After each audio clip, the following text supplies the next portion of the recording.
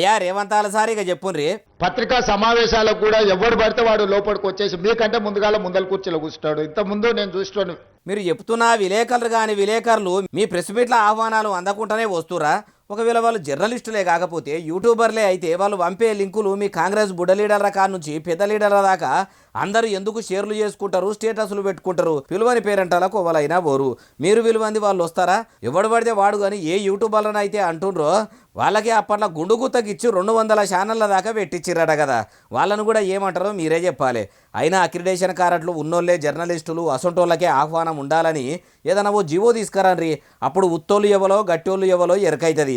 అట్లా చేయకుండా సోషల్ మీడియాలో మీరే ఛానళ్ళు పెట్టిపించుకుంటా మళ్ళీ మీరే వాళ్ళని విలేకరులు గారు అనుకుంటా ఇట్లా అనుడు చూస్తుంటే మీకు ఎవరిని ఎప్పుడు వాడుకోవాలనో వాళ్ళతో ఎట్లా ఆడుకోవాలనో బాగా ఎరక అంటుర్రు.